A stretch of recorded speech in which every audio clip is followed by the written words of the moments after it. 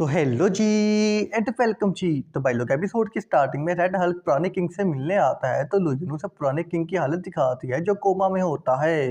ये देखकर उसकी आंखें फटी की फटी रह जाती हैं क्योंकि उसे नहीं पता था कि किंग कोमा में चले गई हैं। तो लुयुन कहती है कि इसलिए मैं किसी को किंग से मिलने नहीं दे रही थी। अगर लोगों को पता चलता कि किंग इंजर्ड है तो हेब्स किंगडम खतरे में आ सकता था। जिस पर रेड हल्क कहता है कि वो तो अभी भी खतरे में है, आखिर किंग की ऐसी हालत कैसे हुई। तो लुयुन बताती है कि किंग की जब कोर्ट के साथ फाइट हुई थी तो उस फाइट में वो काफी इंजर्ड हो गए थे मगर उन्होंने किसी को बताया नहीं और स्लोली ही बात इतनी बढ़ गई कि वो कुछ सालों में ही कोमा में चले गए। मुझे भी इस बारे में कुछ साल पहले ही पता चला, किंग ने किसी को नहीं बताया इसलिए मैंने भी किसी को नहीं बताया था। रेड हल्क फौरन घुटनों के पल बैठकर किंग से माफी मांगता है कि अपने स्लोली सर्वेंट को माफ कर दे, उसे इतने सालों तक आपकी हालत कभी नहीं पता था। मगर लुयुन कहती है कि फिक्र नहीं करो, मैंने किंग को जिंदा करने की सारी तैयारी कर ली है। तो रेड हल्क कहता है कि लोगों का खून बहाकर आखिर ये कैसी तैयारी है, जिस पर लुयुन कहती है कि इसके अलावा कोई और रास्ता नहीं था। अगर तुम्हें मेरी बातों पर यकीन नहीं है, तुम्हें लगता है कि मैं झूठ बोल रही हूँ, तो ये लो व्हाइट स्नेक, इसमें मेरी जान बसती है, तुम इसे अभी खत्म करके मुझे मार सकते हो। तो वो उस व्हाइट स्नेक को मारने लगता है पर गोस्ट रिपर उसे समझाता है कि देख भाई, इसके अलावा कोई और रास्ता नहीं है। अगर तुम अपने किंग को जिंदा देखना चाहते हो तो ये आखिरी रास्ता है। तो ना चाहते हुए भी रेड हल्क मान जाता है। थोड़ी देर बाद दोनों भाई शिनबिन अपने फादर की मौत का बदला लेने के लिए आते हैं पर रेड हल्क उन्हें पकड़कर बंदी बना लेता है। जब क्यूजी और वैंको को इस बात का पता चलता है तो वो सभी उनको छुड़वाने के लिए वहां पर चले जाते हैं जहां रेड हल्क ने उन्हें बंदी बनाया होता है और वो क्यूजी को सब गलतियां बुलाकर दोबारा अपने साथ ज्वाइन करने की ऑफर देता है। और क्यूजी कहता है कि मास्टर, आप सब जानकर भी अनजान बन रहे हैं, मैं इस खून खराबे में आपका साथ कभी नहीं दूंगा।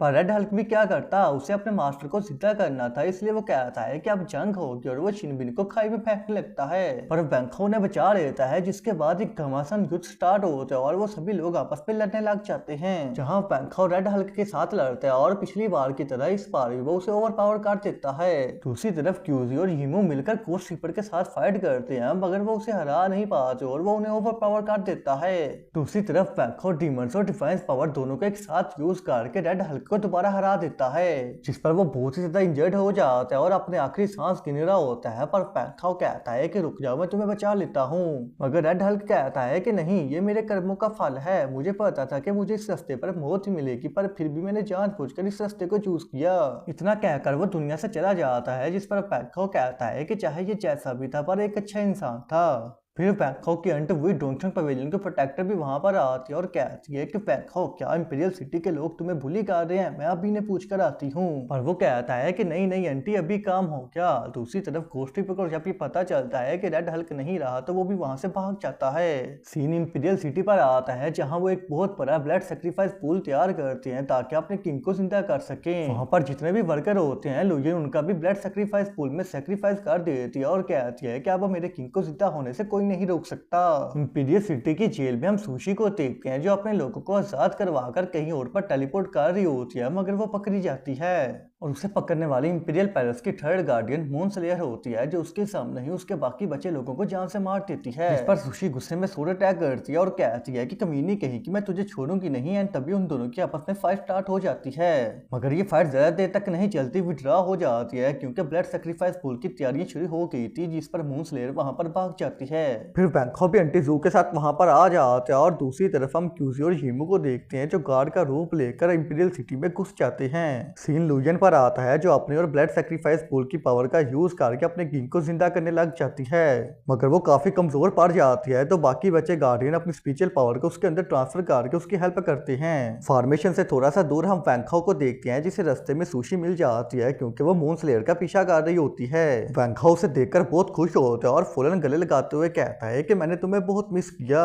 पर सुशी थोड़ा सा awkward फील कर रही होती है क्योंकि वो वैंको को अकेला छोड़कर चली गई थी। फिर सुशी कहती है कि वैंको, क्या तुम सच्ची मेरे लिए यहाँ तक आए हो? तो वैंको कहता है कि हाँ पगली, और किसके लिए आऊंगा, मुझे पता है कि तुम पर जिम्मेदारियां हैं पर हम इन्हें मिलकर भी पूरा कर सकते हैं। इसी स्वीट रियूनियन के साथ वो फॉर्मेशन की तरफ आगे बढ़ते हैं जहाँ लुयुन ने अभी तक जितने लोगों को सेक्रीफाइस किया होता है वो उन लोगों की सोल को अपने किंग के अंदर ट्रांसफर कर देती है। इतने में वैंको भी वहां पर आ जाता है और और कहता है कि लुयुन बस बहुत हुआ, मुझे तुम्हारे प्लान का पता चल गया है, इसे अभी यहीं पर ही रोक दो।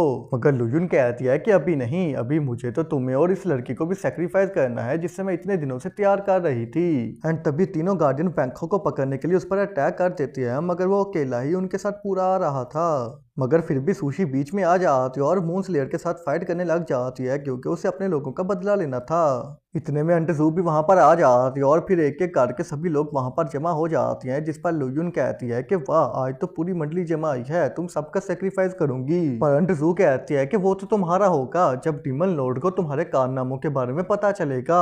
फाइट स्टार्ट होती तो अंटजू थंडर गॉड के साथ फाइट करती जो इंपीरियल पैलेस का फोर्थ गार्डियन था। यूमी और क्यूजी गोस्ट रिपर के साथ फाइट करती है, सुशी मून स्लेयर के साथ फाइट करती है और बैंको सीधा लुयुन पर अटैक करने के लिए जाता है। तो लुयुन अपने क्यूटी प्यूटी स्नेक को एक जायंट स्नेक में बदल लेती है और कहती है कि मैं तुम्हें किंग को डिस्टर्ब करने नहीं दूंगी। मगर बैंको उसे बड़ा इजीली हराकर इंजर्ड कर देता है, जिसके बाद अचानक वहां रोंगरोंग आती है तो वो उसे कंट्रोल करके बैंको पर अटैक करवाने लग जाती है। पर वो ज्यादा देर तक कंट्रोल में नहीं रहती क्योंकि उसने बैंको की दी हुई बुक को पूरी तरह मास्टर कर लिया था, जिसकी वजह से वो उसके पॉइजन को ही खत्म कर देती है। अब लुयुन उसे दोबारा कंट्रोल नहीं कर सकती थी, वो बुरी तरह हार चुकी थी। मगर तभी करिश्मा होते और डीमन किंग होश में आ जाता है, जिसे देखकर सभी लोग हैरान रह जाते हैं। डीमन किंग का ऑरा इतना ज्यादा होता है कि वो सभी लोग शील्ड बनाकर खुद को प्रोटेक्ट करने लग जाते हैं और लुयुन कहती है कि मेरे किंग आप आ गए।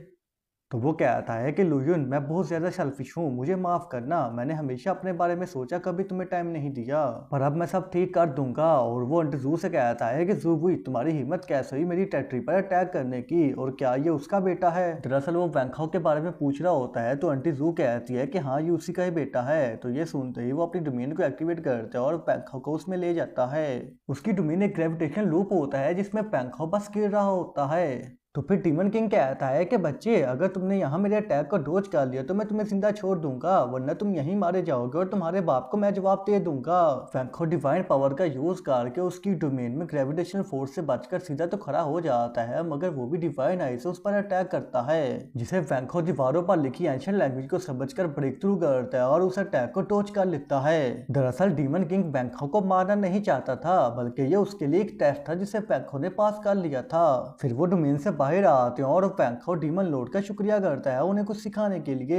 पर डीमन लॉर्ड कहता है कि इसकी कोई जरूरत नहीं और वो उसे एक शाही रिंग देकर इंपीरियल पैलेस का न्यू डीमन लॉर्ड बना देता है। ये देखकर वो सभी लोग हैरान हो जाते हैं कि आखिर ये क्या हुआ, बैंको डीमन लॉर्ड? तो पुराना डीमन लॉर्ड कहता है कि बस बहुत हुआ, अब मैं अपनी बाकी की बची हुई जिंदगी सेल्फिश होकर गुजारना चाहता हूँ, और वो लुयुन को लेकर अपने साथ वहां से चला जाता है।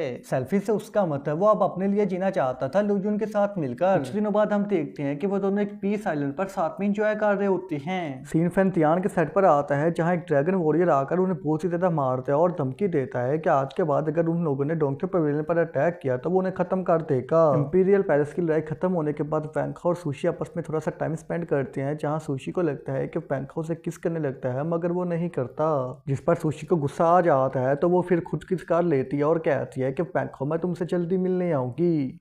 उसके दोस्त भी ये सब देख रहे होते हैं और बाहर आते हैं। आंटी जू कहती है कि बैंको, तुम तो इस मामले में बड़े कच्चे निकले, पर वो हंसकर उनकी बात को टाल देता है, जिसके बाद इंपीरियल सिटी के कुछ लोग बैंको से मिलने आते हैं क्योंकि अब बैंको इंपीरियल सिटी का न्यू लॉर्ड था। मगर बैंको इसमें बिल्कुल भी इंटरेस्टेड नहीं था, पर उनकी जिद करने पर वो मान जाते हैं और कहता है कि जब तक मैं यहाँ पर नहीं हूँ, क्यूजी यहाँ का लॉर्ड है। वो लोग अभी बातें कर ही रहे होते हैं कि तभी वहां पर ड्रैगन वॉरियर आता है, जिसे हमने थोड़ी देर पहले ही देखा था। वो गोल्डन ड्रैगन को देखकर बहुत ही ज्यादा खुश होते हैं और कहता है कि लॉर्ड, आप मुझे मिलके, आपका ये सर्वेंट आपको कब से ढूंढ रहा था। तो गोल्डन ड्रैगन उससे कहता है कि क्या तुम्हें पता चला कि मेरा हार्ट कहाँ पर है? तो वो कहता है कि मेरे लॉर्ड, मैं आपको यही बताने आया था कि आपके हार्ट की फ्लक्चुएशन को स्पिरिट वर्ल्ड में महसूस किया गया है। जिसके बाद वो गोल्डन ड्रैगन का हार्ट ढूंढने के लिए एक न्यू जर्नी पर निकल पड़ते हैं। स्पिरिट वर्ल्ड में आते ही बैंको अपने पुराने साथियों से भी मिलता है, जो उससे बताते हैं कि हमने अभी तक डोंकी पवेलियन को बंद नहीं किया, हमें उम्मीद थी कि तुम एक दिन जरूर आओगे। तो ये सुनकर वो बहुत ही ज्यादा खुश होता है।